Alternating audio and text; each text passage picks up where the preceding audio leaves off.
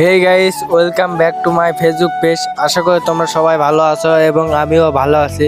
আজকে আমি আর আমার দাদু মাঠের দিকে যাচ্ছি নবান্নর ধান কাটতে। আর যারা গ্রামে থাকো তারা গ্রামের পরিবেশে বড় হয়েছো, তোমরা জানো গ্রামের পরিবেশটা কত সুন্দর। গ্রামের কথা বলার কিছু নেই ভাই। তোমরা যারা গ্রামে থাকো অবশ্যই তারা গ্রামের সৌন্দর্য উপভোগ করবে। আর যারা শহরে থাকো খোলা দরজা ভিতরে। তো আজকে আমি আর আমার দাদু যাচ্ছি নবান্নর ধান কাটতে আমাদের জমির দিকে। তো আমরা গল্প করতে করতে তো গাইস আমরা জমির কিছুটা কাছে এসেই গেলাম। জমির কিছুটা কাছে আসার পর তারপরে দাদু জমিতে এখন নামবে গাইস। তো গাইস দেখতেই পাচ্ছেন আপনারা আমাদের জমির ধানগুলো অর্ধেক পড়ে গেছে।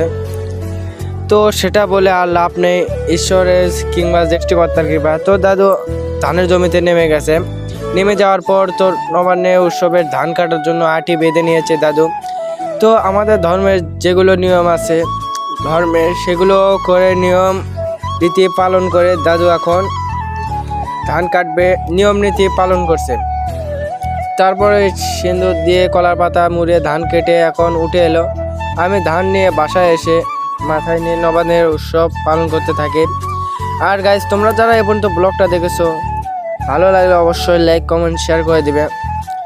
তো আমাকে আমার বড় বোনেরা বরণ করে নিচ্ছে। তো গাইস আজকের ব্লগটা কেমন হলো এ পর্যন্তই। ভালো থাকবেন, সুস্থ থাকবেন এবং ঈশ্বরের প্রতি বিশ্বাস রাখবেন, তাহলে কিছু করতে পারবেন। আজকের ভিডিও এ পর্যন্তই। যদি ব্লগটা ভালো লাগে থাকে অবশ্যই গাইস লাইক কমেন্ট শেয়ার করে দিন।